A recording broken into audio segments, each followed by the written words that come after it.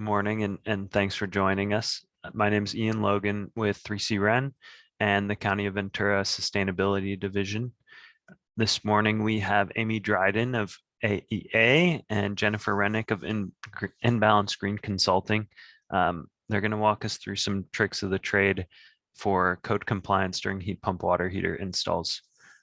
Before getting going, I'm just going to take a minute or two to get everybody acquainted with our Zoom meeting here. So I'm sure everyone's pretty familiar with Zoom. If everyone can remain on mute throughout the duration of the training, that'd be excellent.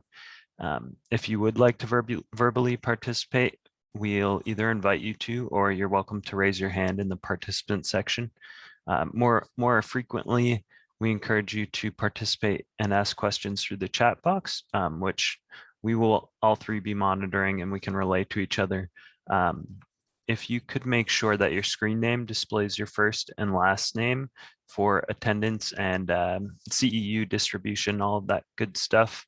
Also, if you did not sign up with your AIA or ICC number while registering, you're welcome to chat me directly and we can get that sorted out.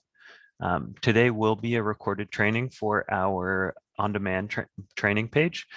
So if you would like to remain anonymous, we suggest you keep your video off. Just a little PSA. Next slide, please. So a few words about who we are. The Tri-County Regional Energy Network, also known as 3C Ren. We're a collaborative partnership between San Luis Obispo, Santa Barbara, and Ventura counties, all meant to improve energy efficiency in the region by offering free programs and services for building professionals and households. We are a ratepayer funded program that these are dollars that we all pay into in our utility bills through the public goods charge. The benefit of being ratepayer funded is that there's no cost to those that we serve, you all. And as a regional energy network, we're able to return these dollars back to our local economy, which has historically missed out on some of these funds. Next slide, please. You might recognize a few staff members on the call today by this background here. If you have any questions about 3C Ren or are experiencing any technical issues, you're welcome to chat me directly and we can get those sorted for you. With that, I will introduce Amy and Jennifer. Great. Thanks so much, Ian. Good morning, everybody. Nice to see you all this morning. Hopefully everyone's got coffee or whatever is needed. Still finishing up mine. My name is Amy Dryden. I am with the Association for Energy Affordability. Been working in the industry for quite a bit of time and recognize a number of these folks on the call. I've been consulting and doing training, HERS Rater, green building inspector for a number of years. And I'm accompanied by Jennifer Rennick with Inbalance Green Consulting, who's a licensed architect and also certified energy analyst, the CEA, Quebec certification for energy modeling. So we're going to take you through kind of today's agenda. Here's our learning objectives, but really what we're going to be talking about is kind of fundamentals of heat pump water heaters. What are they? What are some best practices? And we'll talk about how the code handles them and kind of best practices for compliance. We have this agenda. We'll take you through all of these components, as you can see here. What I would like to encourage you all, I see we've got a great diverse group from architects, mechanical engineers, manufacturers, reps, which is awesome. Definitely encourage you guys to utilize the chat as we're going through for any questions. It makes it a much more engaging to have some conversations or questions as we're going through. Jennifer and I will try to do that with each other as well, where we can chime in and add content as we're both kind of going back and forth and presenting on different topics. As we kind of take you through from identifying heat pump water heaters to the code, to documenting, to compliance, to best practices. Great. So with that, I'm going to turn it over to Jennifer to start in this new section. Okay, thanks everybody. Okay, first I want to say that we are brand agnostic. However, when we find a couple of good pictures or good videos, we've grabbed them and thrown them in there, but we are brand agnostic. So, you know, you guys know who you are on the chat, manufacturers. You can contact me later and we can make sure we got a more even representation for future presentations. We're going to start off with identifying briefly what are heat pump water heaters and why are we seeing them again? And for some of you, you may not know how to kind of identify them or differentiate them from standard or what we would think of as standard electric or standard gas water heaters. And we're going to briefly talk about where to locate them. That's this section. And then Amy's going to jump in after that with the with taking a deeper dive into what the code actually says about heat pump water heaters. And then I'll join us back again with some resources on where you can find them and better resources for how to document them and how to show code compliance for them. Okay, Amy, let's move to the next slide. So really simply put, the electric tank type water heater, it's got the heat pump. It's a small motor driven compressor refrigerant cycle, just like on your refrigerator. And that's on the top of the integrated tank type water heater.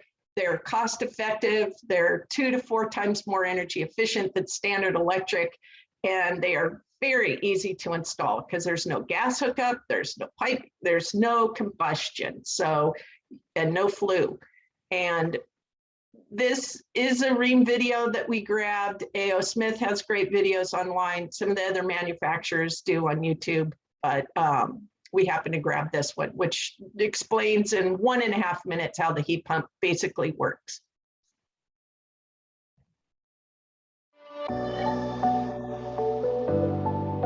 Introducing the all-new Rheem ProTerra hybrid electric water heater. For homeowners, it offers savings today and savings tomorrow. It qualifies for a $300 federal tax credit and nationwide utility rebates, reducing the total cost. And the Rheem ProTerra hybrid electric water heater is efficient enough to deliver up to $480 a year in energy savings. With purchase incentives and savings month after month, it pays for itself in less than 2 years. Plus, the hybrid is CTA 2045 demand response ready, offering additional savings through electric utilities. And it doesn't just save money, it saves energy too. In fact, the new Rheem ProTerra hybrid electric water heater is the most efficient water heater in North America. The hybrid is so efficient because of the way it works. It draws heat from the air around it, or from the air outside with the optional duct adapters. Then a compressor transfers that heat to the water using very little energy overall. On days when more hot water is needed, the hybrid works like a regular electric water heater. The all-new Rheem ProTerra hybrid. It offers savings today and savings tomorrow.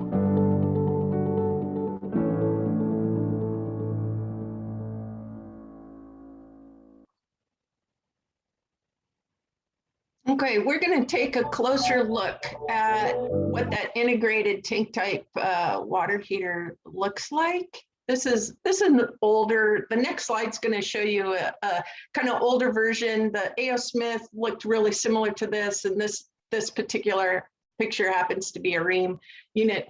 But you see the parts of the heat pump, like your refrigerator or like a mini split heat pump that you have outside. At the top where Amy's circling that arrow, you've got a evaporator, which is where the fan pulls that air from the top and it pushes the air through that evaporator.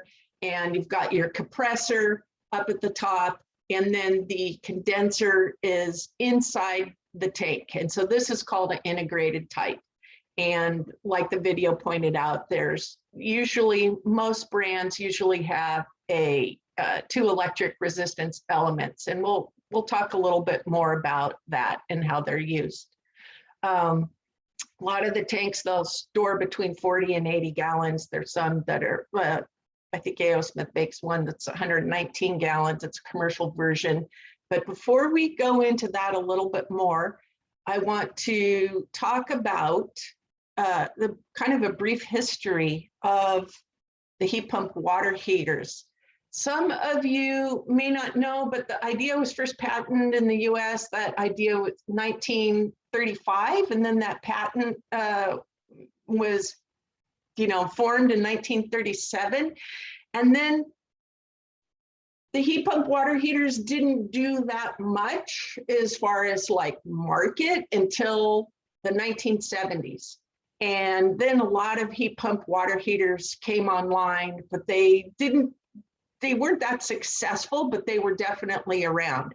And then starting in around 1999 to, I'd say, 2016, I call that kind of the third generation, and that's where we had the GE heat pumps and A.O. Smith and Rheem and the different manufacturers, and they did a lot of product development to get the heat pumps a lot more energy efficient and improve the reliability and the onboard electronics, the motherboards that connect them. And now the current generation of heat pumps available in California are very efficient. They're really quiet. A lot of them are smartphone enabled, and we're going to start seeing a lot more of these, especially as California moves towards kind of an all electric, less dependent on fossil fuels way to heat our hot water. And Amy's going to quickly go into a little bit on the current funding trends and why we are going to start seeing more of these heat pump water heaters. Perfect. Thanks, Jennifer. So I think one thing we're seeing right now, and we'll hear more about how the code is handling things, what's happening in the market, but really we're going to see a lot more trends in terms of more heat pump water heaters in the market. If you can look at the graph there, that kind of donut chart on the right-hand side, where 23% of our end uses in residential come from water heating. If we add that in, 67% is space heating and water heating or space conditioning. So there's a really great opportunity for us to look at reductions of our emissions and energy use by leveraging heat pump technologies. And to that end, we're seeing incentives come through, whether it's CCAs, community choice aggregators, like the 3CE, doesn't have anything right now, but there'll be something in the future. Regional energy networks like 3C REN sponsoring this training.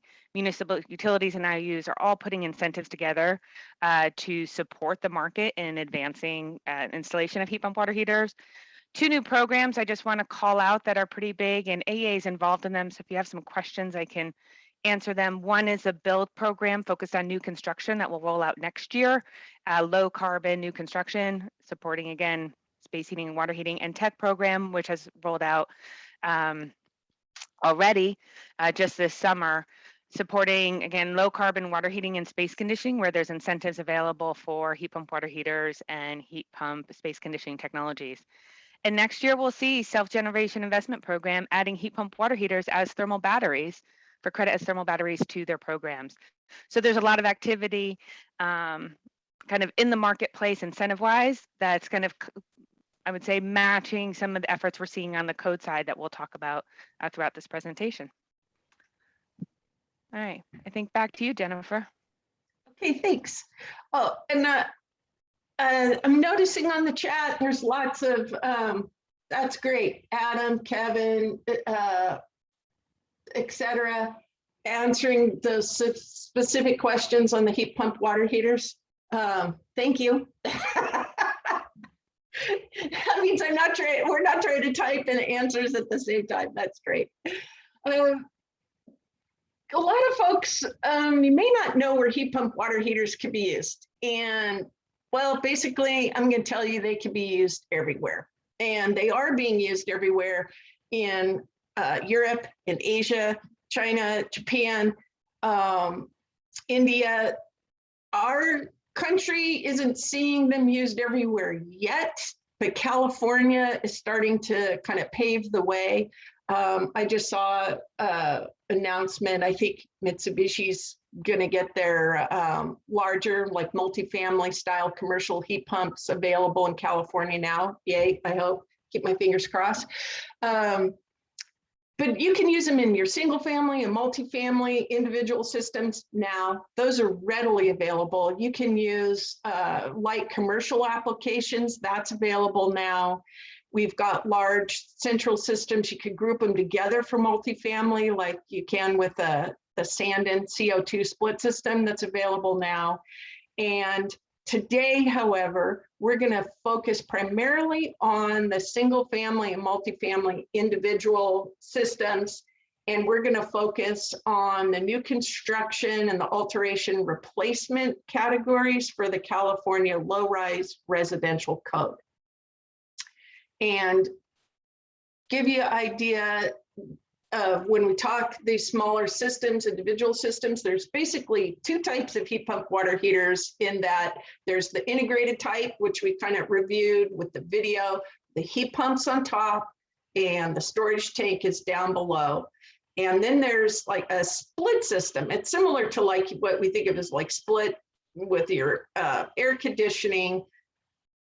This is where the compressor fan, evaporator, and condenser are all outside in an outdoor unit that can be ground mounted, wall mounted, and that outdoor unit has water piping, insulated water piping that connects it to the indoor hot water storage tank.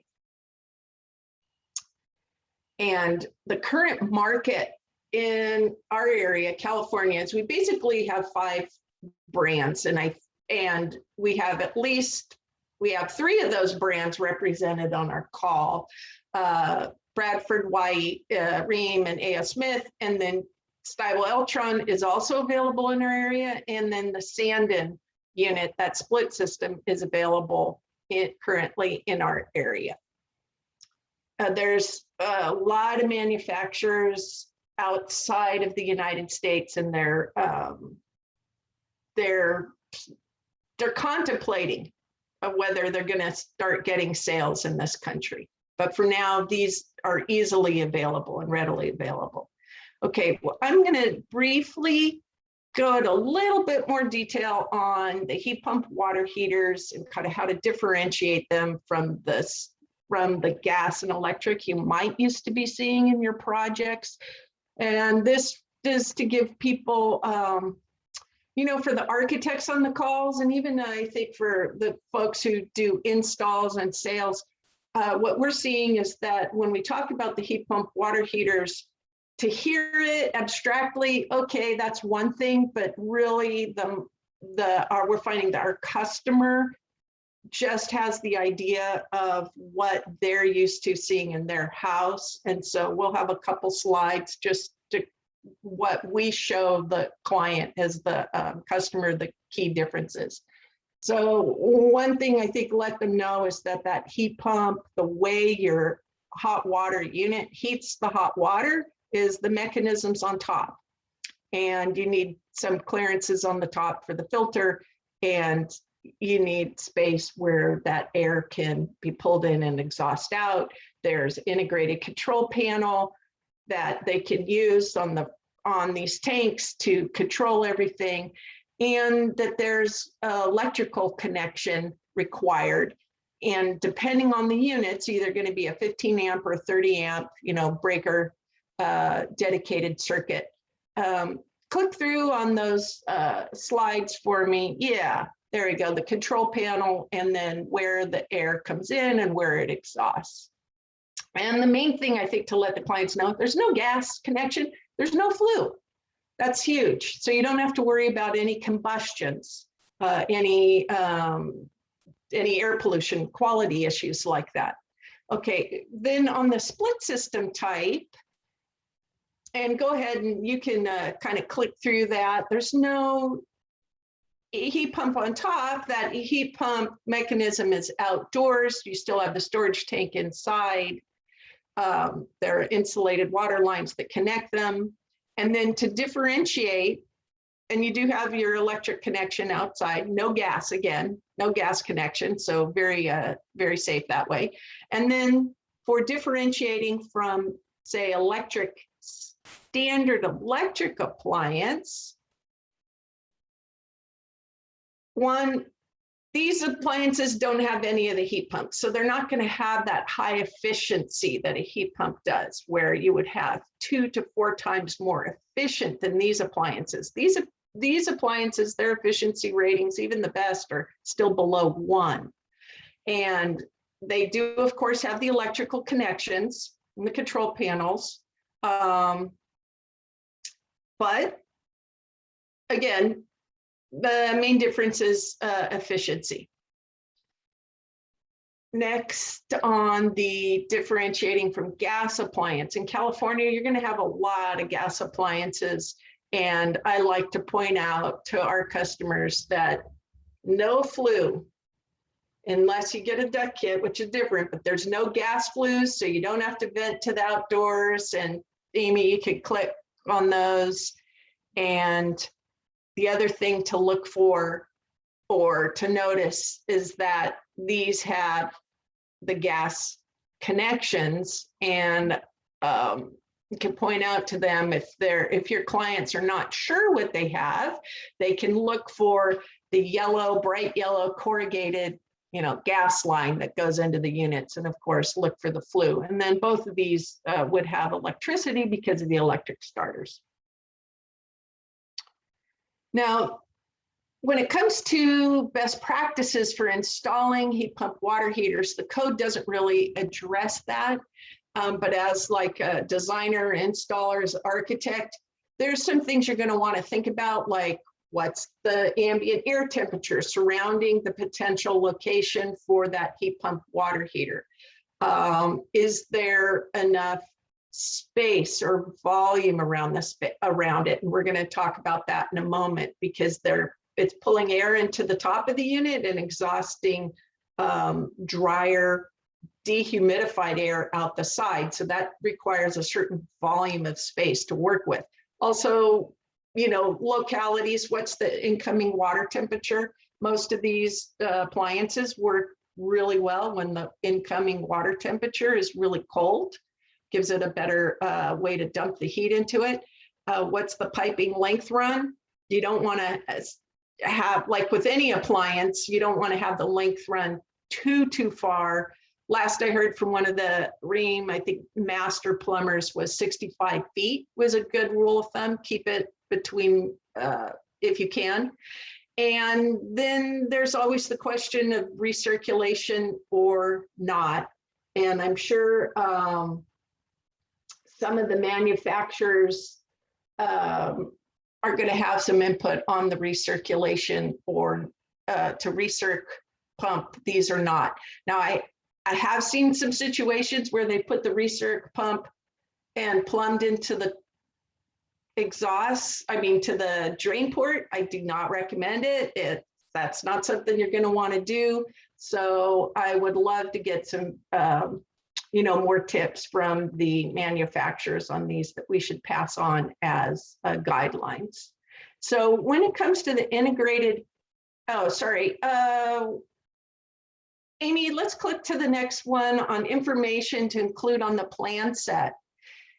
Now, when it comes to getting ready to spec these out and to have your plan set go through smoothly for plan check, we do recommend, even on the residential projects, to have a plumbing schedule, or at least the cut sheet, which calls out the make, model, capacity, first hour rating, UEF, which is efficiency rating. Clearly show the location on the plans. And if possible, if you know what the set point and the mode's going to be, or have a distribution diagram. Of course, if it's multifamily, you're going to include load calculations. So all of those things on the left would help your plan check corrections. And this is just an example from one of the projects Amy had for multifamily residents that lays out all those things. I noticed on our single family residents, a lot of times it just calls out water heater. And that's kind of the end of the story. It makes it really hard for the plans examiner to know what is planned there, even if it's a heat pump water heater or not. When it comes to the heat pump water heaters, these are some of the design considerations. For architects, the heat pump water heater can be a little taller than like just a standard electric tank, because you've got that heat pump water heater unit on the top. You need some clearance to get the air filter that is part of the heat pump water heater unit. We want to take care of condensate lines with the heat pump. As that heat pump cools and chills the water, it makes condensate, which is just, it's clean water. It's just the same kind of water that you get on the outside of a cold glass beverage. But that water does need a place to go. So you can add it to your, like the diagram on the lower right. Keep in mind that when that air is exhausted, that it's cold, it's dehumidified air. So ask yourself, you know, if you're architect, ask, do you want that cold air introduced into the house? Does that make more sense? Or would you rather have that cold air exited out the space to not put extra load on the winter heating? So it really is kind of climate zone dependent on which way you want to do it. Let's see, anything you want to add on that, Amy? The only thing, and Jennifer, forgive me if you said this, because I was trying to answer a question. Did you give a kind of an equivalent for the sound level? Good point. Yeah, the sound level. So typically around 50 decibels for these units. I think Reem says theirs is 49, the quietest. The other ones are right around that, or 50 plus or minus. And that's about the sound that most people's refrigerators make.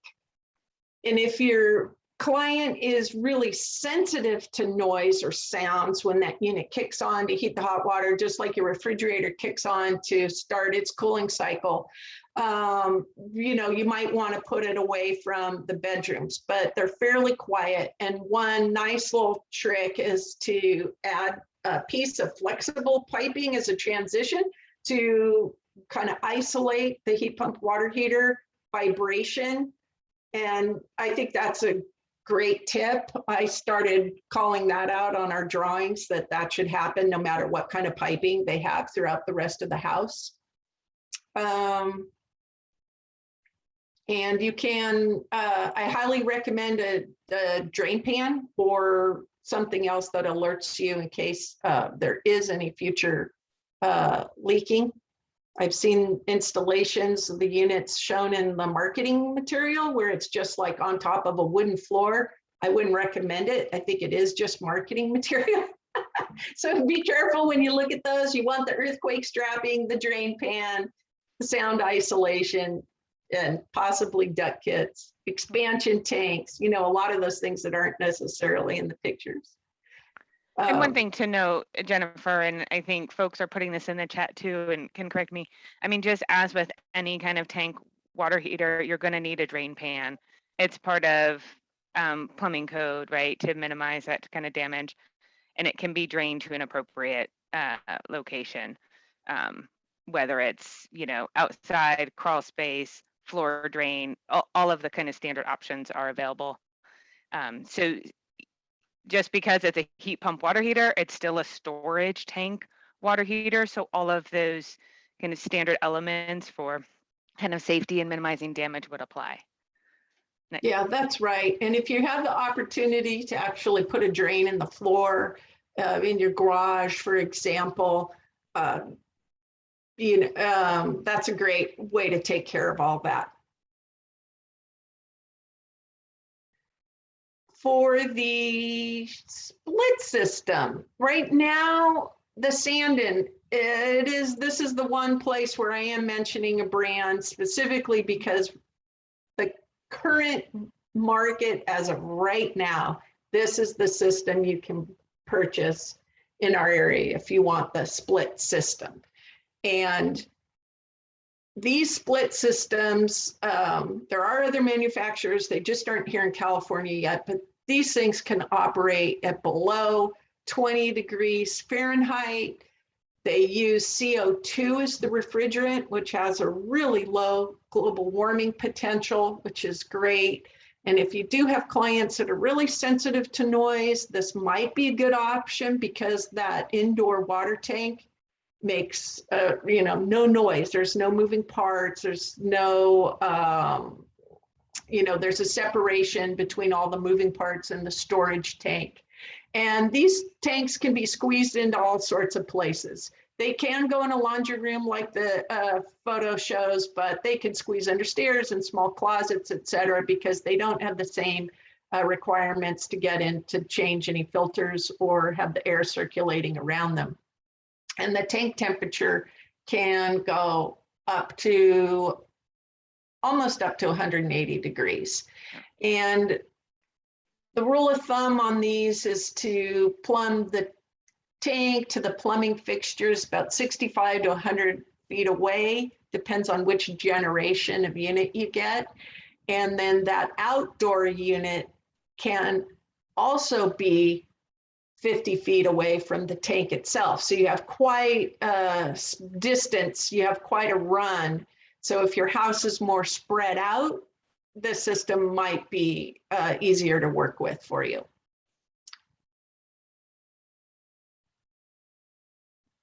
This is a chart to give you guys a quick comparison on the different type of water heater systems and how they compare in terms of, do they have a storage tank or not?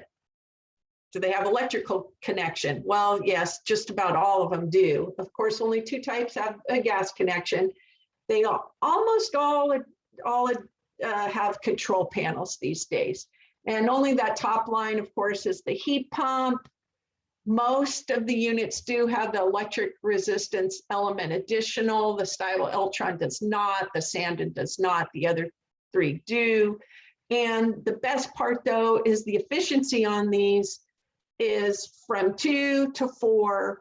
And we're noticing that really the ones that are available on the market now that you're gonna get are well over 3, and they're ranging from 3 to 4 in the UEF, which means they are 3 to 4 times more efficient than any of the other systems, which all have efficiencies below 1. Let's see, anything you want to add to that one, Amy, before we move on to heat pump water heaters in the code cycle? One thing just occurred to me, Jennifer, and I know I Yeah. don't think we kind of discussed this earlier, and I don't know how much time we want to take up for it, but just to acknowledge that you were identifying kind of the temperature thresholds of heat pump water heaters. Did we touch on the modes at all? Not yet. Okay. And yes, let's touch on it right now, because that was something that is good to know when you talk to your clients, and it's good to understand how some of this efficiency comes into play. And I don't think we specifically added a slide for that in the slide deck on the control panels, but the heat pump water heaters, you're able to set them for a vacation mode.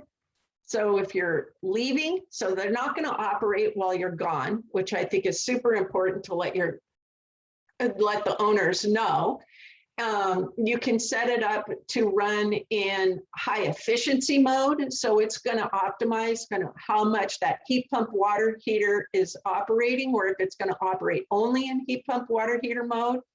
You can set it up to be what sometimes is called a hybrid mode, where if you have a high draw, let's say your homeowner, let's say your client's got a bunch of family coming over and they know they're going to be going through a lot of showers, they can set that heat pump water heater up so that the heat pump will work and draw the hot water. And then if they need a boost of more hot water, it'll kick on those electric resistance elements. So their efficiency will drop down just like an electric storage tank at that point, but they don't have to worry that they're going to run out of hot water when their family comes to see them. And then they can put it back in the efficiency mode. And then for some climates where it's really cold, maybe 1 or 2 climate zones in California and other parts of the country, but for the most part in California, you're going to be running it with the heat pump. You can turn that off and just do electric resistance, but that from a cost perspective doesn't really make any sense for our really nice, mild, warm climate, relatively speaking. Yeah. Perfect. Thanks, Jennifer. Yeah, thank you for mentioning that. Yeah. Okay, Amy, I'm going to hand it over. Perfect. I will answer one question and then I'll go into the code. There was a question about operating costs, and I will add into this once I give my response. Feel free, all of you who are being incredibly awesome and putting information in the chat, to add on or contradict or add on to my chat, or my response. But I think there's been a number of things. It kind of depends on what the climate zone is and what the rate structure is. So, you know, let's just lay out those caveats, and the depends is really your answer. But on the whole, I would say when we see lower rates for gas, those are paired with lower operating efficiency, as you can see in this chart for an atmospheric gas storage water heater, paired with, you know, right now our electricity rates are a little bit higher, but it's paired with a higher efficiency appliance. And so in some cases, we'll see kind of cost being neutral. That said, we know rate changes are occurring, and we're going to see changes in those rates where gas rates are going up, electricity rates may be modified. We're also seeing all electric rates in proceedings right now. So again, your rate structure is really dependent upon that. The other thing I just want to note is that with the with the heat pump water heaters, they can be paired with PV, which also can clearly modify your operating costs, right? Because it can directly offset that consumption of the water heater. We may talk about that in a bit.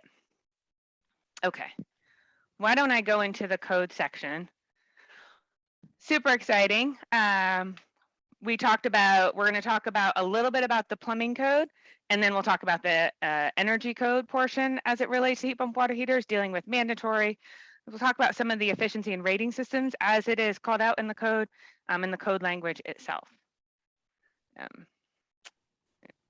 And Jennifer, feel free to interrupt me as needed as we kind of go through.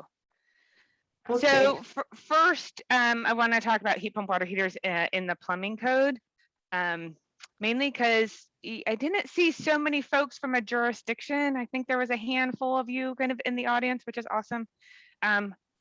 The first, I would just want to say pipe insulation obviously is covered in the plumbing code, and we can celebrate the 2019 code as that there's actually alignment with the plumbing code and the energy code in terms of insulation values, which is great.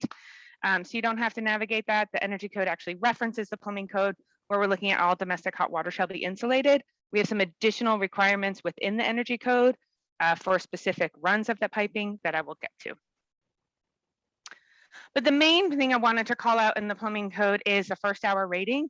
So the plumbing code has a minimum kind of first hour rating for heat pump for water heaters across the board, water heaters to be installed in residential units. And so it's based on number of bathrooms and bedrooms, as you can see in the table 501.1. And so it's listed at 125. So you can look at that. If I've got a 2-bedroom here that's got 2 bathrooms, I need to ensure that my first hour rating is at least 49 gallons. One of the things I just want to call out, and particularly as we look at incentives happening, as we look at opportunities to enable load shifting, where we're trying to maximize our energy consumption during our solar peak days and minimize, which is like, 11 to 4, and minimize our consumption in the 4 to 9, which is our grid peak. We're starting to see more thermostatic mixing valves installed. And so what that means is I can set my water heater at a higher temperature if I didn't have that mixing valve, I would result in scalding at the end of my fixture. So I can set it at 140, 160, and really expand the capacity. So an 80-gallon water heater can become a 136-gallon water heater because it's mixed down to 120 for delivery. So because of that, that really changes the first hour rating. The code does not address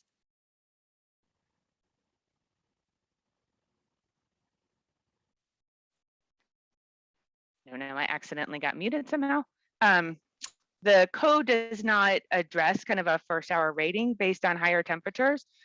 And so sometimes when we're looking at fitting water heaters into kind of smaller areas, right, particularly maybe on multifamily or things like that, there may be discussions between engineer, design team, builder, and local jurisdiction about how to navigate that. So I just want to put that out there. Because it's something that may be addressed on a local level to ensure folks are meeting the plumbing code in that delivery with this technology. Okay. That was it on the plumbing code. So now let's dig into the energy code.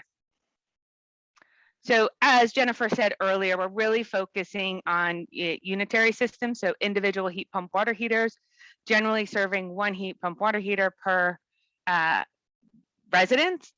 I will say we are starting to see models come out, which is called a clustered model, clustered design, where you can have one heat pump water heater that can be serving like 2 to 4 units.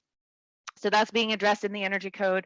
You may see some of those configurations coming out. But we'll be talking about these individual units. Kind of just be standard practice. Any water heater that is listed in the CEC's appliance efficiency database, we'll note that a little bit later on, can be installed. And most of the mandatory measures and requirements that we're going to talk about really deal with controls and distribution and pipe insulation and not necessarily the appliance itself. So I put this up here just as a review because we're going to talk about different compliance options and kind of where the code is setting those thresholds. So first and foremost, as always, there's mandatory measures, minimum requirements that must always be met. And so an example that we'll see in this presentation is the pipe insulation. So no matter what I do, I'm going to be ensuring that my domestic hot water pipes are insulated. That's minimum. Then once I get through the mandatory measures, I have 2 choices for compliance, the prescriptive path or the performance path. Really from the retrofit side, what you'll be seeing either if you're at the counter or what you'll probably be submitting if you're doing the retrofit in and of itself is the prescriptive path, right? It's really common for alterations, change out, small additions. You're not looking to show whole building performance. And we'll talk about the requirements for those. If you're doing new construction or gut rehab, something of significant scope like that, it's going to be the performance path where we're doing compliance modeling. And that's because you want to be able to trade off a number of different measures to meet the design, meet the layout, meet the design requirements of that particular project. And so the performance path gives you that flexibility. So we won't necessarily see that performance path for alterations and change outs. One, they're just much simpler processes and it's not necessary to kind of invest in that level of evaluation. If you remembered one thing, hopefully you remember a lot more, but just want to say, in short, under 2019, you can install heat pump water heaters. You can replace a gas storage water heater with a heat pump water heater. Just really want to be clear of these because the code is shifting and it's actually encouraging installation of heat pump water heaters. And so this is, under 2016, you could do some of these change outs, but it was really hard to find the table and the equivalencies.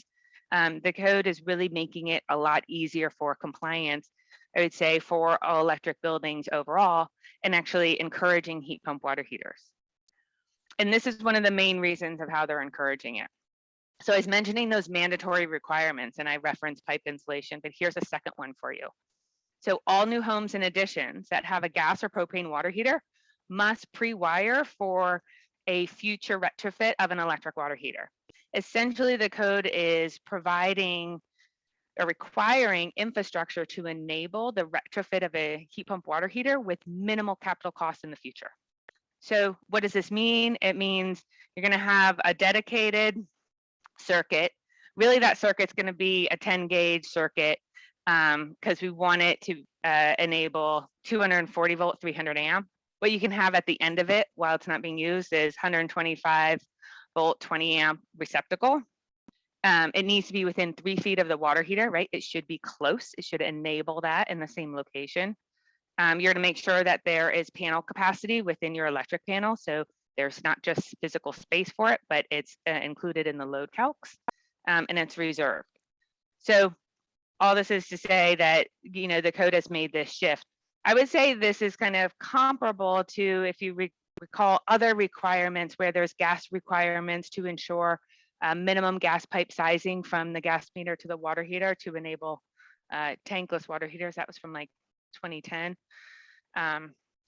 Now we're looking at enabling heat pump water heaters. This is just a schematic. It's from the blueprint, right, which is the regular kind of newsletter from the CEC where they do interpretation and share information about applications of the code. So it's just showing you that I've got my plug here. This is my panel. I've got it labeled that it's future 240 volt use. I've got my my conduit. I have the conductors in there. In some cases, you may see pre-wiring where it's just the conductor and the conduit in and of itself without the conductors. This is requiring the conductors to actually be run. So you will have the wire there. And then future, you may be changing this out to 240 or hard wiring for your future water heater.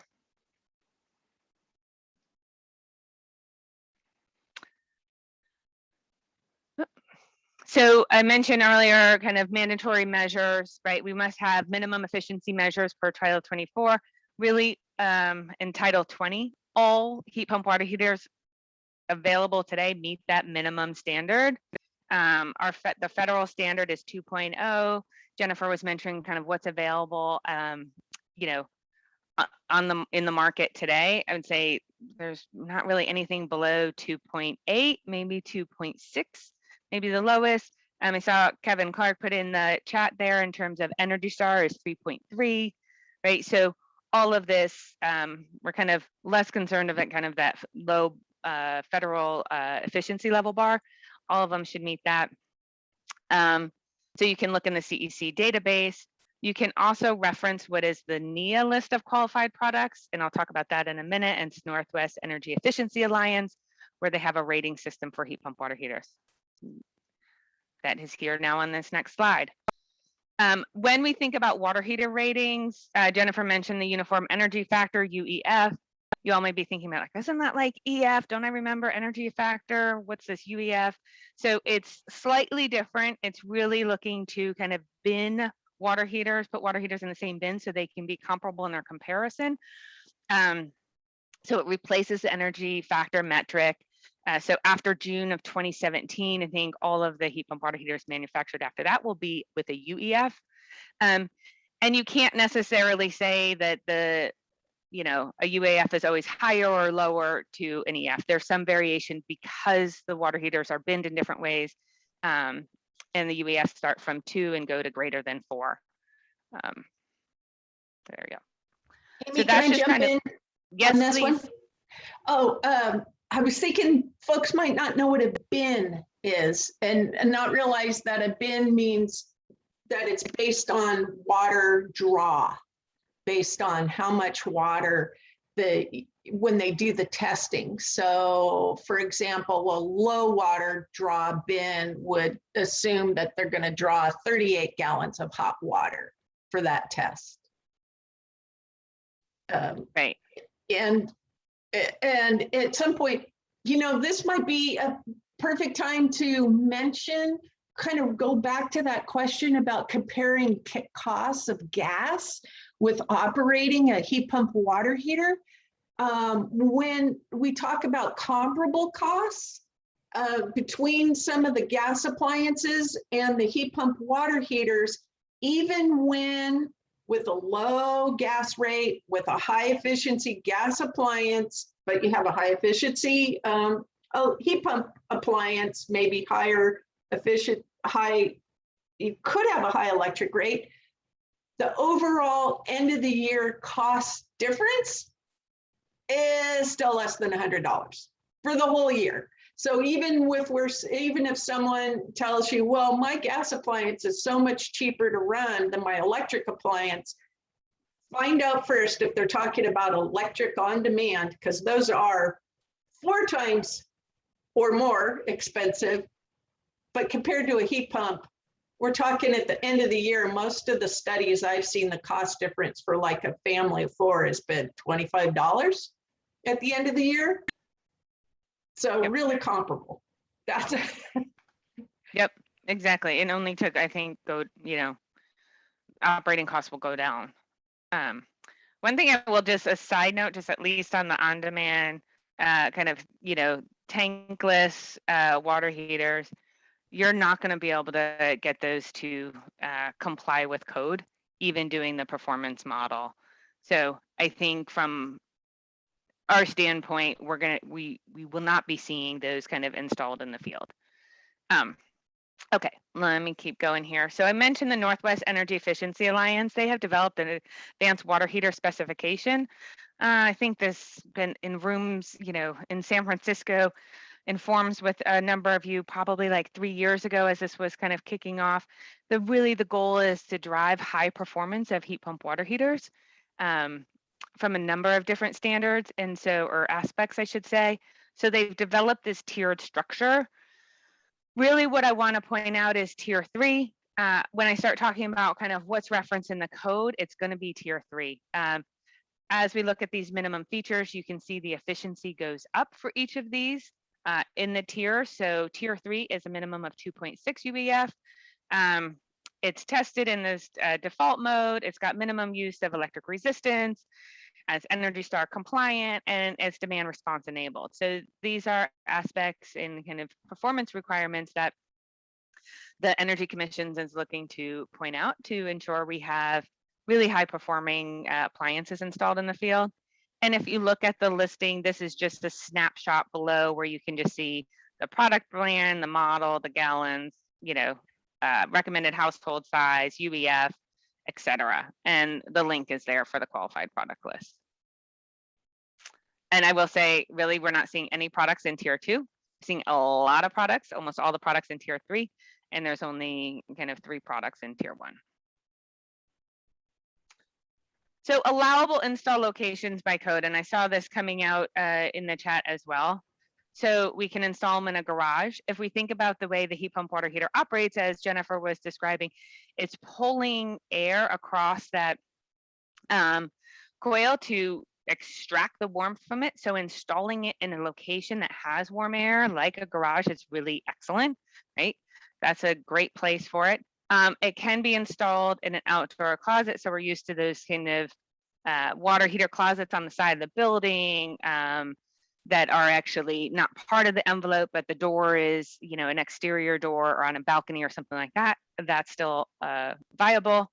And they can be installed indoors. And this also ties to the conversation I saw in the chat there, right? You still need to ensure that you have the right ventilation space around the heat pump water heater, right? Because again, it is drawing from that outdoor air. So that is a critical component. So you can install it indoors in an open space. If it isn't in a closet, you need to, again, make sure you have that airspace and probably appropriate venting. These do vent dry, cool air.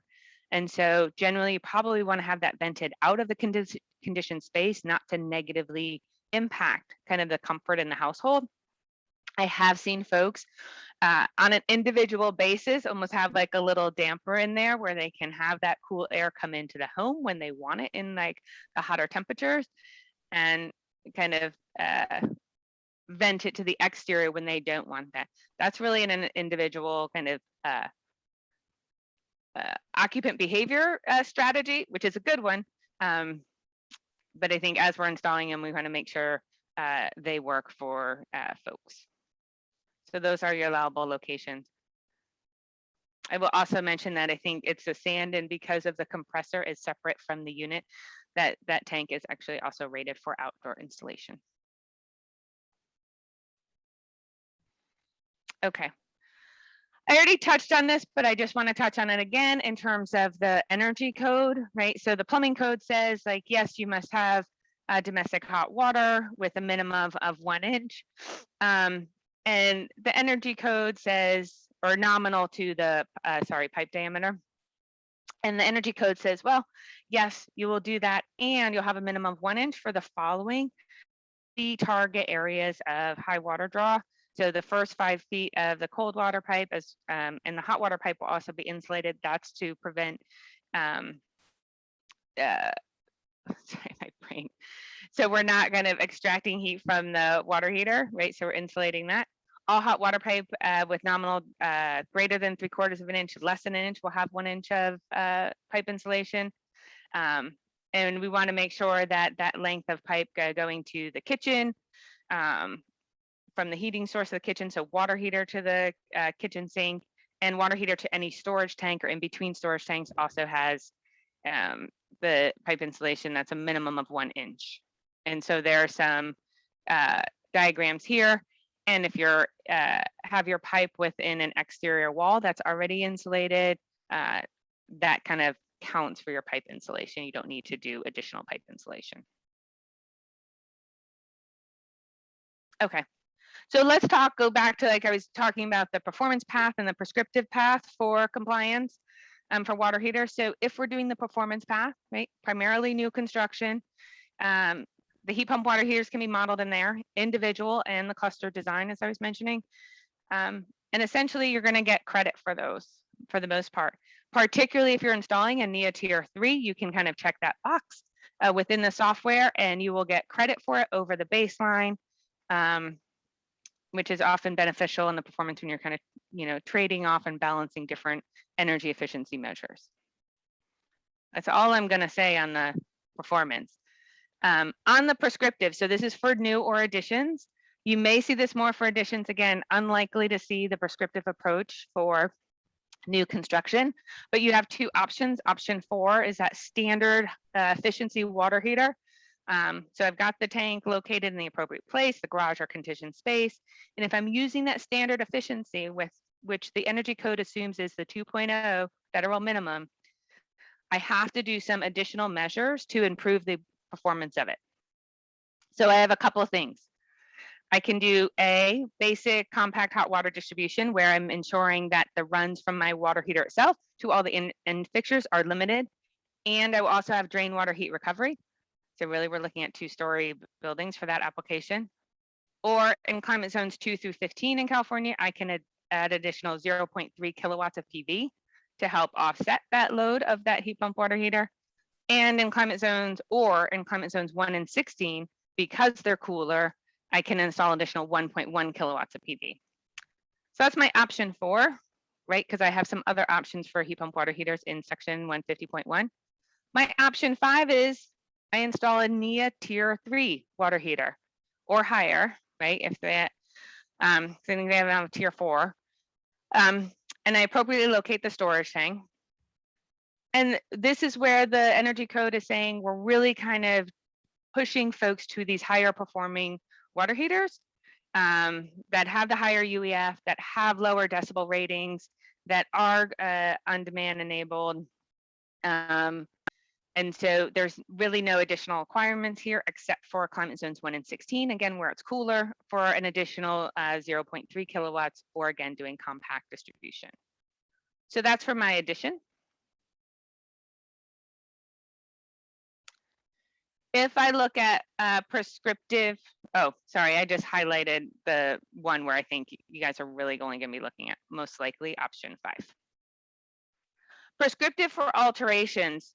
One thing I want to call out for this, there's a differentiation based on what the existing water heater is. So if there's no natural gases connected to the existing water heater location, I can do any electric water heater. Okay, including a heat pump, it's allowed. This is different than 2016. I think 2016 had it if there was, there had to be no natural gas coming to the home. This is no natural gas connected to the existing water heater location. So that's just a differentiation there. Again, any electric water heater can be installed. If I actually had natural gas at that water heater, right? So I'm replacing my atmospheric standard gas water heater, then again, I have these two options. One is my base efficiency heat pump water heater. So I can install that. But I have a couple other measures that I need to include to account for that lower UEF rating. I'm going to place it on incompressible rigid insulation with minimal thermal resistance of R10, right? That I want to kind of reduce my tank losses there.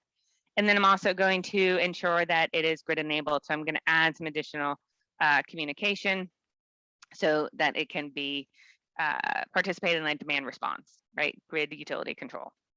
Or again, I can look at my option. I can select a NEA tier 3 heat pump water heater, and I can install that for that alteration where I'm replacing a gas water heater.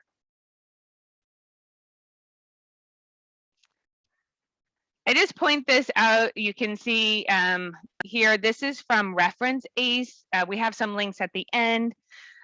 This is Energy Code ACE. It's an incredible resource for code, just code information. There's a URL right down there. But this I just wanted to point out where I'm looking at my domestic hot water systems here in low-rise residential, my performance and prescriptive compliance options. I have my 1, 2, and 3 options that are dealing with gas appliances, and then my 4 and my heat pump water heater appliance. If you haven't utilized this resource, it's really great, searchable, to look up the code and links to all of the different aspects, including like the residential appendices that includes definitions of like compact hot water distribution. Okay. So that's it. That's how the code is handling it. That's how we need to think about it both for new construction as well as additions and alterations. We talked about the plumbing code. So if that's what the code is requiring, let's talk briefly about how it's going to be documented. So some things are not going to be new. We kind of talked about this, but you're going to have a dedicated 240, 30 amp electric line. It's going to be generally hardwired, like this little illustration up here. You're going to make sure that installed heat pump water heater meets the CF1R. The critical thing there is because I showed you those different requirements of whether it's NEA tier 3 or not. And so, like I mentioned, most of them are kind of NEA tier 3 rated that we're going to see in the market. But because that results in different compliance thresholds, we want to match that heat pump water heater on that compliance document to what we see in the field. You're going to require the prescriptive measures such as pipe insulation, other aspects in terms of TMP valves, strapping, etc. The condensate, and I think we've talked about this, but just to reiterate, the condensate, again, Jennifer gave the example of, you know, your glass of water or lemonade or something like that, where you have the water condensing on the outside. It's just water, so you can see it's coming off the coil up here, and we just want to get it out of the water heater, and so it can drain to anywhere. It can go into the drain pan if that's outside. It can go just directly outside into, you know, to the ground, straight to the crawl space. There's no need for neutralizing it because it is not combustion condensate. It is pure water. Just want to reiterate that because there's a lot of confusion there because we're so used to condensate from combustion appliances. I want to make sure folks understand that this is pure water. We have the bracing. So let's talk about a little bit about the compliance process, and we'll talk about these documents and who's submitting them, because we all have a role in this to make sure projects are successful. So whether it's the consultant doing Title 24 calculations, the contractor, developer, owner, kind of managing the project, they may be doing the install, or if it's a larger project, you may have individual trades doing installation and enforcement, right? Your authority having jurisdiction, your AHJ, we'll be looking at that. And so this is how it relates to these forms that we see on a regular basis. The first one we always see is the CF1R. If you look across that slide, you can see the forms go 1, 2, 3. That's the order you're going to see them in. It was done intentionally to help us kind of think about this process flow. But the 1R is going to be submitted with the plans and specs. It's going to be looked at during plan review. It's to show energy code compliance. It will be used for whether or not it's performance or prescriptive based, shows what's required. And the Title 24 consultant or kind of contractor will be authoring that document, and it will be reviewed by the AHJ. The next kind of stage in this is the installation, where we're doing 2Rs. Those are completed by the installer. So it's installer documentation. This is what was installed, and it should be matching the 1R, right? Whatever it is. We do have these 2Rs that account for conditions where we may have HERS measures or non-HERS measures. I'll show in a slide later, but I'll say it here. For a heat pump water heater, there are no explicit HERS measures tied to a heat pump water heater. There are HERS measures associated with water heating in and of itself, but nothing tied specifically to the appliance of a heat pump water heater. Then coming down the line here, we have the 3Rs. So if I do have HERS measures, such as compact hot water distribution for credit, let's say, I'm going to look at as a HERS rater, I'm going to look at that 2R, I'm going to create that 3R, do that verification, and be able to share that with the jurisdiction.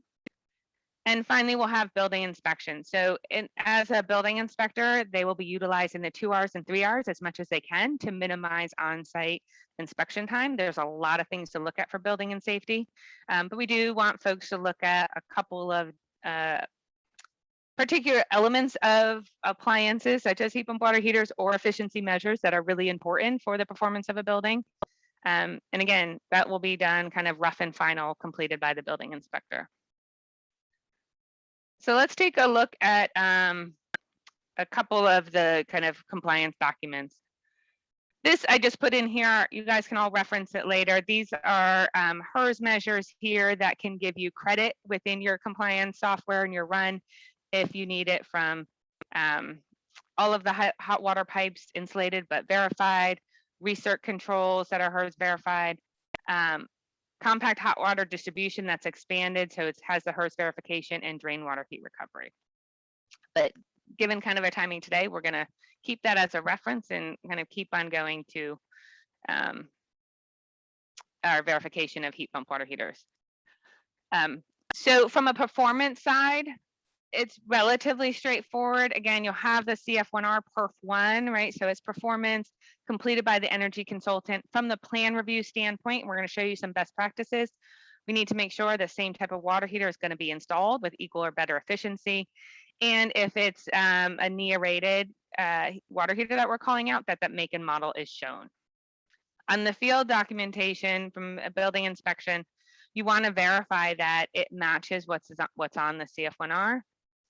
From the contractor standpoint, if you're having an installer do it, or you architect or whoever is kind of leading the project, you want to do that verification before the building inspector comes out. Make it easy, make sure you have what you expect to have and it's going to perform as expected. So do that prior to calling for final inspection.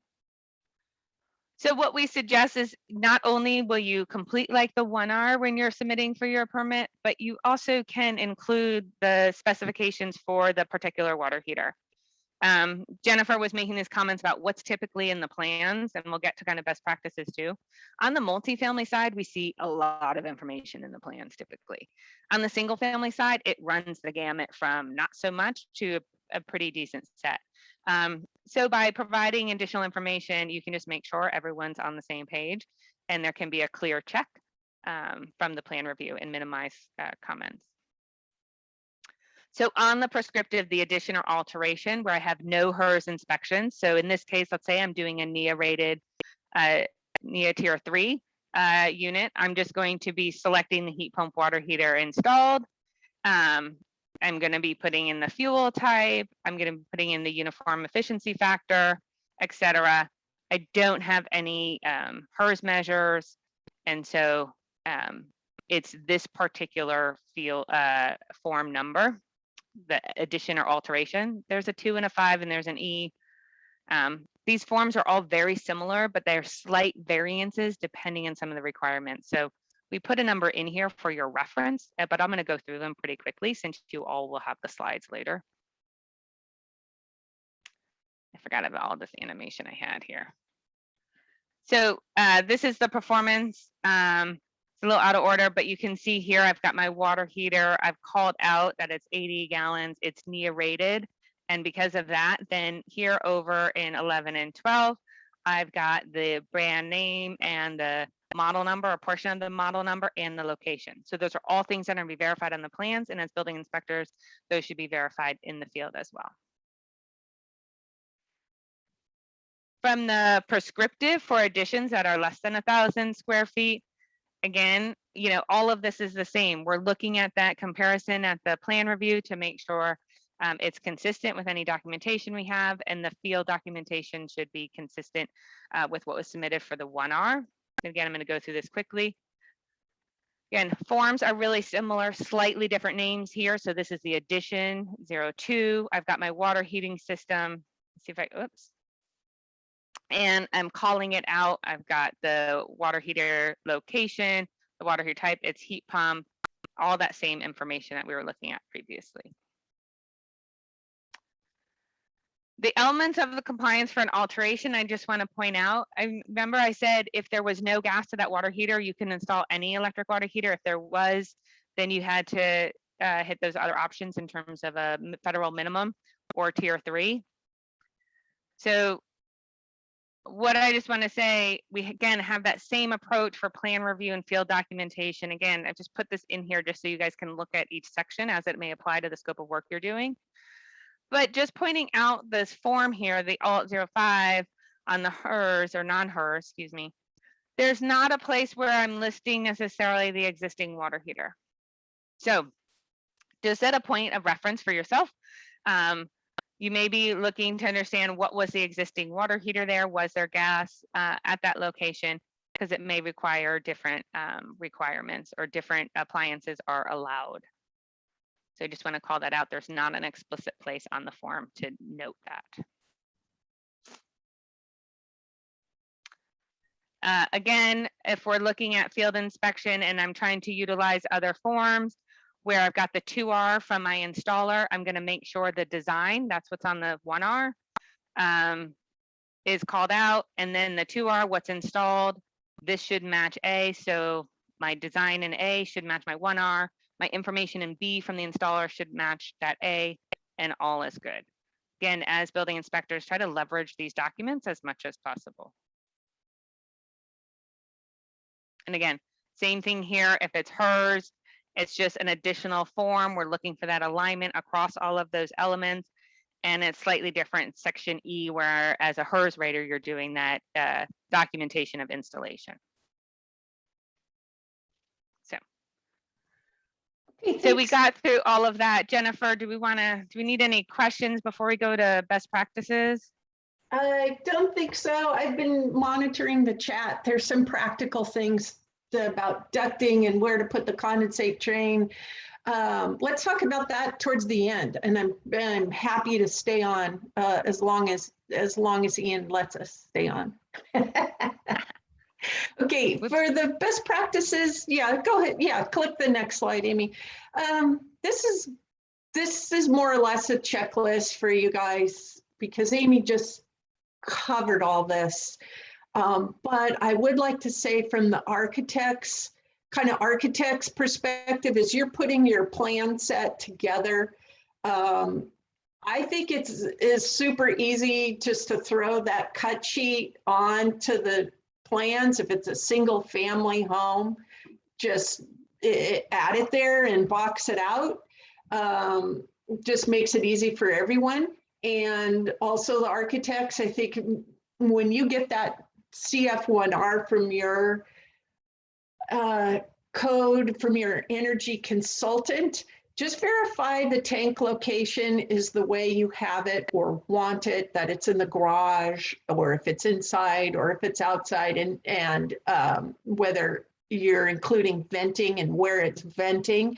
I think that should be part of it. The other thing I forgot to put on the checklist, architects, is notice if you are planning to have a recirc pump on your unit. It kind of goes back to what Amy was saying on the compliance side of it, performance side. You actually take a penalty for having recirculation pumps that are not the demand control type. And that will greatly affect your performance, both in the appliance itself, but also your performance on your CF1R. And in order to make this easy for everyone, like I said, I think you just include the cut sheet on it. You could go to the next slide. Oh, unless Jennifer. builders, hers, you want to mention that? Yeah. Oh, well, no, I was just going to say on the research side, but I'll keep us going to the next slide. On the research side, if you are going to install a on-demand research pump, so push button type of on-demand, there's also infrared occupancies, but push button is a good control choice. I would check with the manufacturer and look at their recommendations for installation and kind of performance. So just wanted to point that out. Go ahead to this slide, Jennifer. Yeah, stand-in, no research pump. It's just stated explicitly, for example. So yeah, I think if you're doing a single family residence, and especially if it's an alteration and it's swap out, just do that one simple form and include the cut sheet with it, and you're going to make everyone's life easier. You know, for the multifamily, you're going to have the full schedules where you need the capacity, electric breaker size. You'll probably need dimensions and clear as this, and understand if it's going to be ducted or not. All that needs to be on the plans. And then for the best practice for achieving code compliance, like in the field, this is it's a checklist for you. The top 3 checks really are part of code enforcement. Are the mandatory measures met? Did you collect the CF2Rs, et cetera? There's CF3Rs involved. You know, are your other performance credit or HERS measures met? But the last checkbox, that's some stuff to look at that's just gonna overall make the install better. What we're finding, planning and building departments, sometimes they're getting dinged or pressure put on them that they approved plans for something, but then the installation of the appliances, heating, cooling, hot water is not working right. So it becomes kind of a quagmire. So we added this last bit in here for the plans examiners and our builders to really look at these kind of items. You know, is the expansion tank needed? Yes, they should be one. Did they use a duct kit and was it sized properly? Was the ventilation volume around the tank met and was that set up properly? It's stuff that you should be aware of. I've seen on single family where they wanted a recirc and then they plumbed that recirc line straight into the drain port on one of the heat pump water heaters. That is not recommended on any product. And in fact, it's on the multifamily projects, it's explicitly a code violation. So take a look at that. And we just say avoid recirculation pumps altogether is our recommendation. Really, we think if it's new construction, design it so that that heat pump water heater is as close to the fixtures as possible so that you don't have to have a recirc pump in the first place. Okay, and moving on from that. Jennifer, I just want to reiterate the condensate line because we've had response from folks in the field where there's inspection happening and looking at like, well, you need to move that condensate line. It's got to be through an approved neutralized disposal and not allowing it to be, you know, run into the crawl space. You know, if we had some heat pump water heaters, a whole bank of them installed on a roof, it can run into the roof and into the drain. And so just again, calling that out, that there is some learning that is happening as we think about kind of deploying these in this field. And we're trying to make sure that we kind of take away and make sure folks are really clear on the different applicability of different requirements and don't kind of misapply requirements. Right. So Amy, you're saying that in that case, the authority having jurisdiction was mistaken because this condensate line, it can, like that diagram we showed, it could go into the same drain line that you've hooked up your washing machine into. It could go into a floor drain. You could take it outside. I saw my kicks in the chat said, oh, but just don't run it across your concrete sidewalk because it will get slimy. Like I have my condensate, it goes right outdoors, and I noticed I need to put a little kicker in so it drops the water a few inches away from my house because I'm getting a little patch of mold on my stucco, but it's just water. That's all it is. It's just water. You can put a plant under it and grow some ferns out there if you want to. It's just water. Yeah. Awesome. Real quick on some resources for purchasing. Where I have been sending a lot of my clients, the single family customers, is to just log on to Marketplace PG&E or Marketplace SCE, because that is listing the currently available heat pump water heaters and giving you idea of prices, the rebates, and all those units are now also being available at I called my local Home Depot and could get some. I called Lowe's locally and could get them. Pace Plumbing Supply had all of them. Now on the split system for the Sandin, the best source is Small Planet Supply. And that seems to have the best price. 475 also offers them. I did have a client tell me that they could get those through Pace Plumbing, but the price was really quite high. So I'd recommend going to Small Planet Supply first.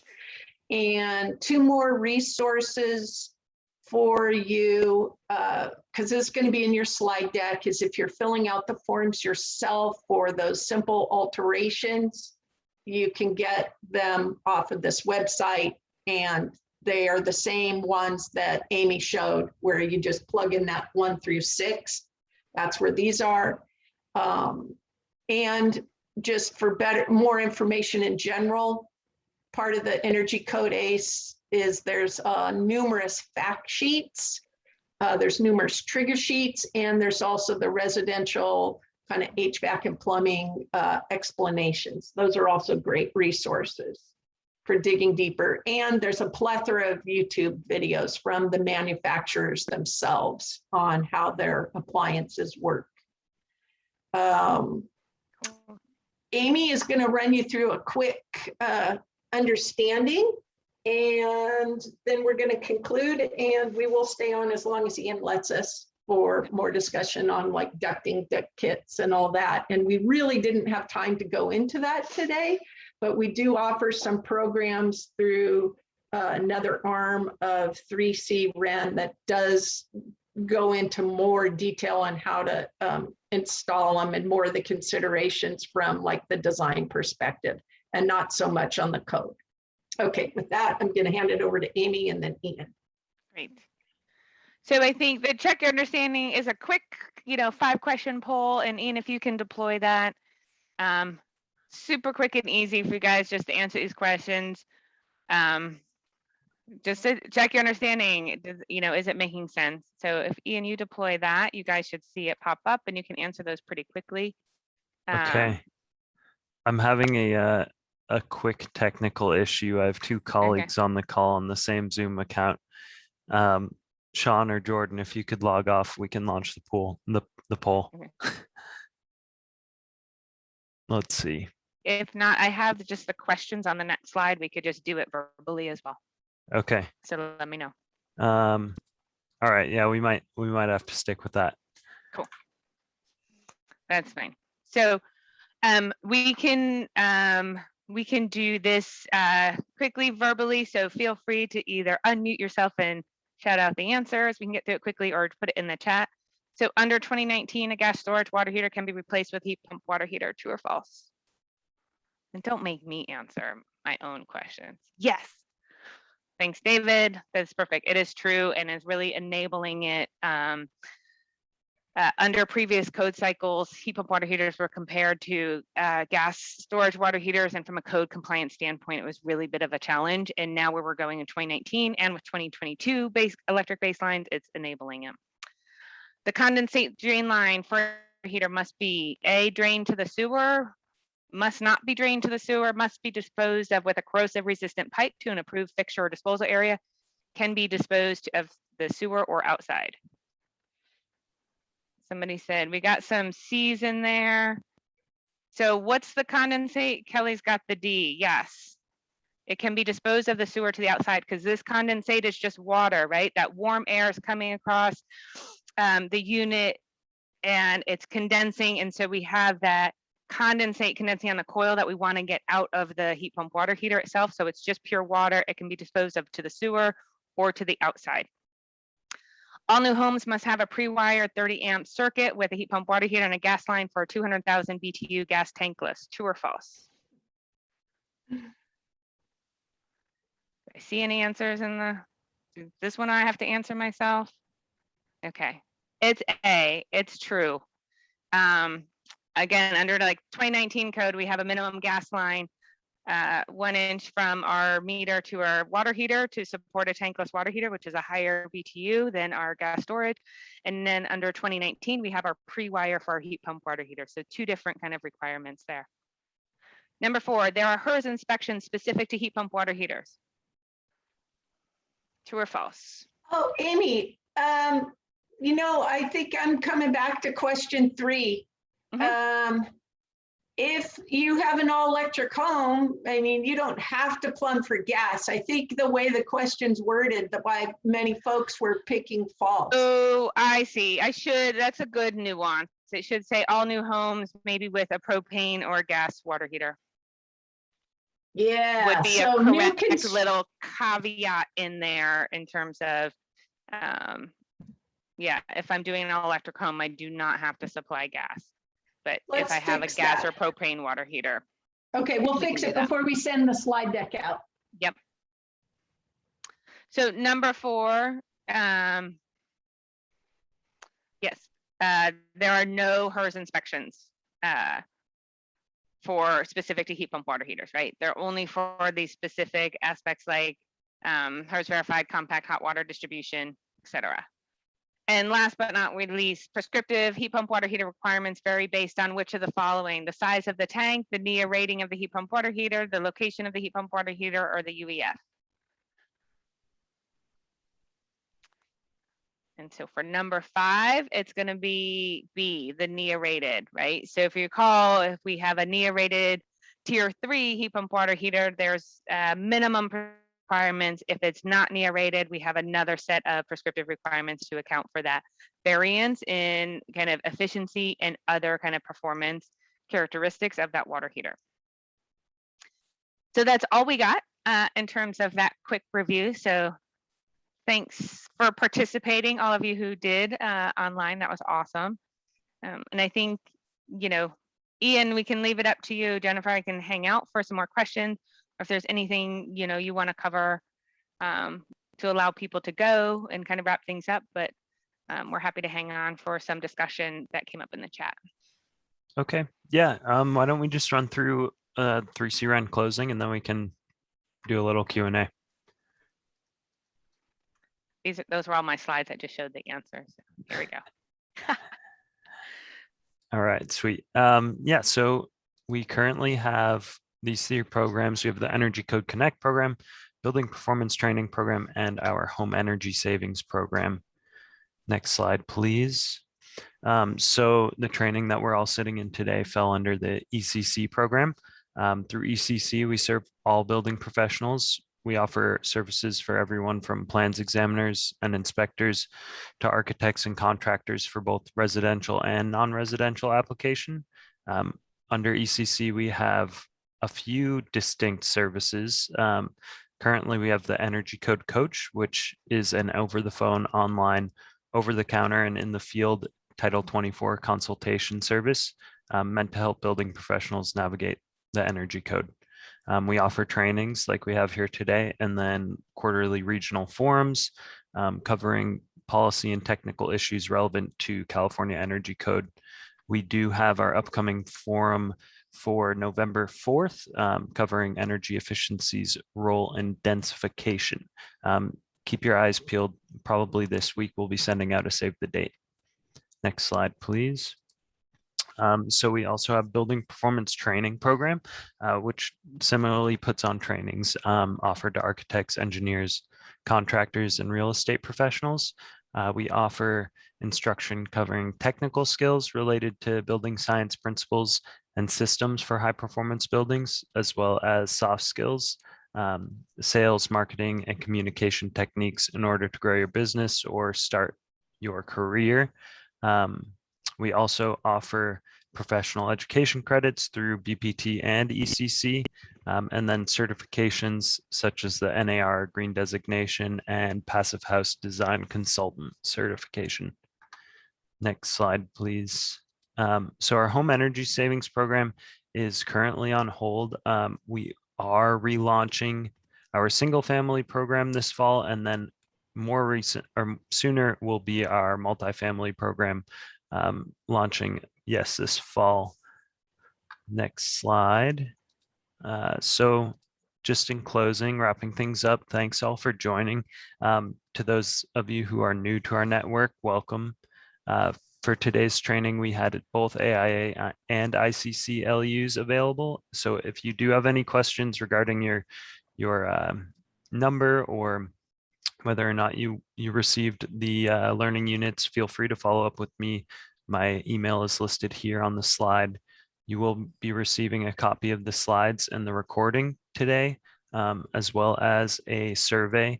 All of those kind of wants and desires we saw in the chat today for content coverage, those things are super valuable to us in trying to create, useful trainings for you all. So we'd love to hear your feedback.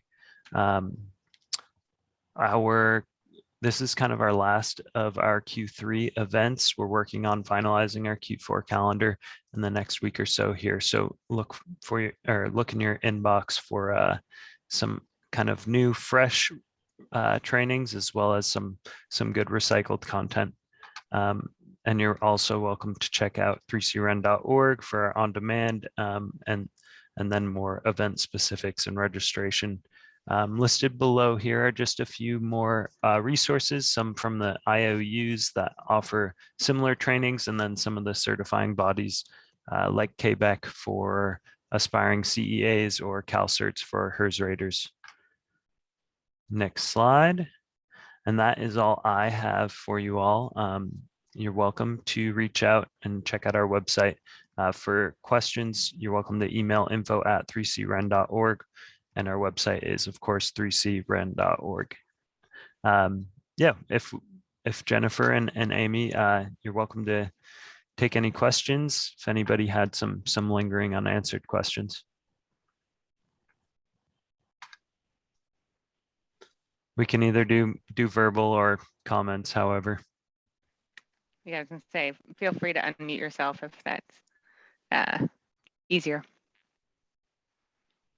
And just want to say thanks for all the folks participating in the chat, and in particular, number of the folks and manufacturers who are helping respond and provide that information. That's awesome. So thanks so much.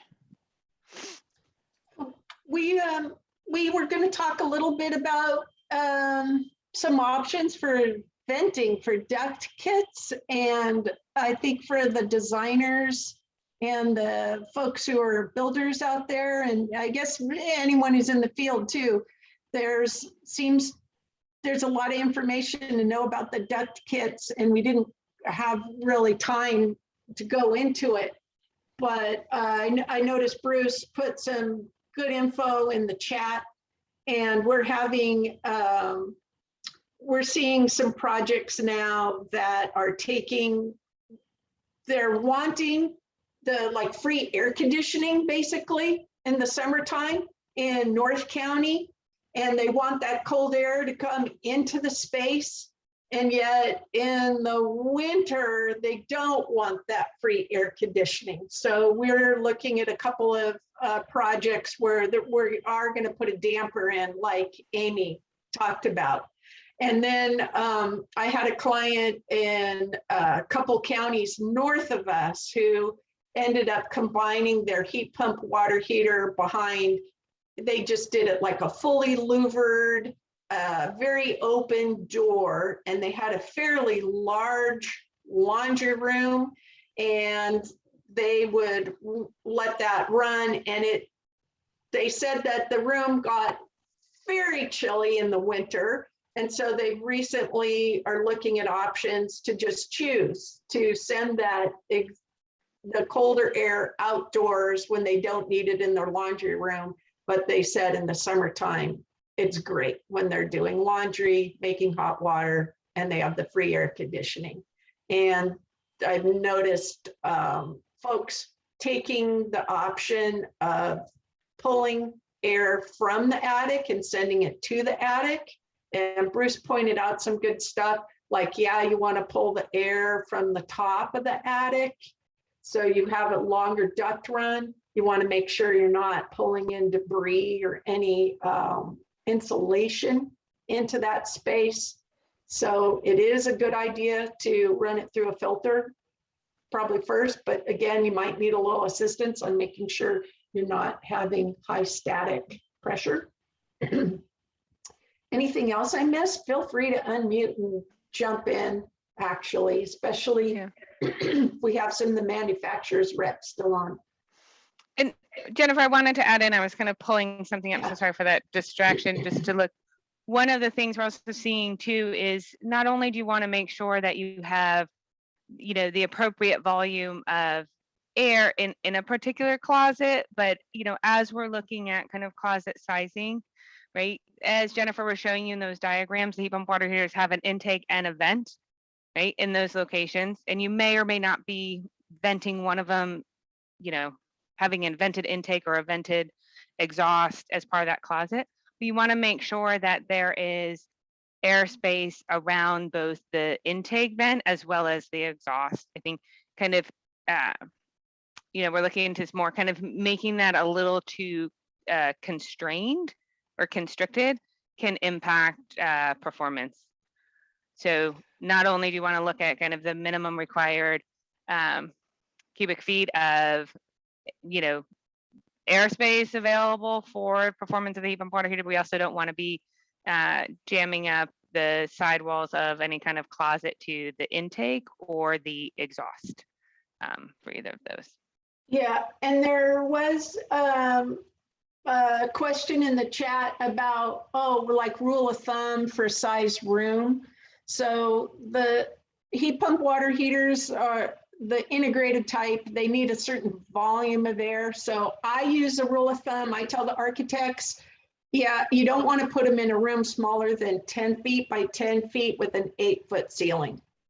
And that would give you 800 cubic feet of volume, except that some of that volume is going to be taken up with the other things you have in that space. So I give our architects the rule of thumb of 10 feet by 10 feet with an 8-foot ceiling. That's a good rule of thumb, because generally it's 700 cubic feet, right? Is kind of, is kind of your minimum. Sorry, I was just getting back to some of these design considerations for the conversation. Right. So that, and then there's, that's an example, that little diagram example of how you could duct the system. So you might pull air from one space. Maybe you're pulling it from a part of your house that is warmer, but you want to send it to the outdoors. Or maybe you're pulling it from the outdoors, but now you want to send the super cool air into your kitchen or some other room you want to air condition.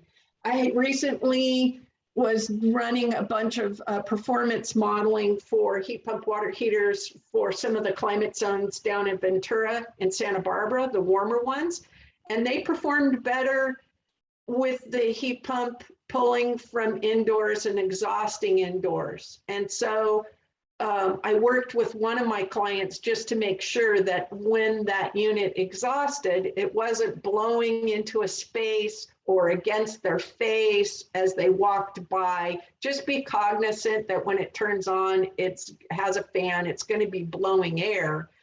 And overall performance is that it performed better year round, even with that unit inside, because their particular house had a predominant need for air conditioning. And we could just be cognizant of where we were exhausting the air. In one case, we decided we're going to exhaust it to the attic, because to have a cooler attic for that climate zone made even more sense than putting it inside the house. So you can play with things like that as well. And one thing I want to point out is almost in all the marketing material, they never show those pipes being insulated because they're trying to show off all the beautiful plumbing work. And so just know that your hot water pipe and your cold water pipe and your actual install need to be fully insulated. And it should be insulated with the good stuff, not that stuff that looks like a pool, a pool noodle that people claim is 1 inch thick. The code, the plumbing code, if you look into a little deeper and you go to the actual HERS rating, it really should be a good quality R 7.7 per inch type of foam, real rigid, thick foam insulation. You'll get a much better performance out of your appliance that way. There was a question in the chat about kind of noise ratings, and I would say you can just look at each of the manufacturer's spec for that, but knowing that under NEA tier 3, I think the maximum decibel rating is 50 decibels. So just by selecting NEA tier 3 rated products, you're going to get a quieter operating, kind of a guaranteed quieter operating heat pump water heater. But you can look at the specific specifications for each manufacturer, as well as each model, because there may be some variance. That's right. And the other thing we're noticing is some jurisdictions are wanting architects to add a note that the closet, if they are putting their heat pump water heater in a large closet, even with a ducted system, they don't want the closet to be used for other types of storage. Now, I think it's important that you have access to the control panel and you want to have access to the filter that's at the top, and you should clean that filter. And you could clean it by like, I have one that I pull out of my mini split and then I can vacuum it off, or you can clean it off with water or wipe it down. They're flexible, they're really easy to maintain. You just want to have access to them. You want to make sure that if it's not a ducted situation, that nothing is impeding the airflow in the top and the sides. But these do not have combustion. There's no gas, there's nothing to catch fire. So there's not quite the same constraints as not using your, combustion gas water heater with stuff in the closet. But you do want to make sure you have access to everything. I'm gonna point that out. And same kind of thing with the water, the condensate. It's just the same water that's in the air around you right now. Awesome. All right. Yeah. Well, just recognize we're 15 over. We'll wrap things up. If there are any further questions, I can put them in touch with either of you, or we can figure that out offline. Absolutely. Awesome. Thanks all. And thank you both, ladies. That was an excellent presentation today. Thanks everybody for joining us. Thank you, everyone. Glad you made it.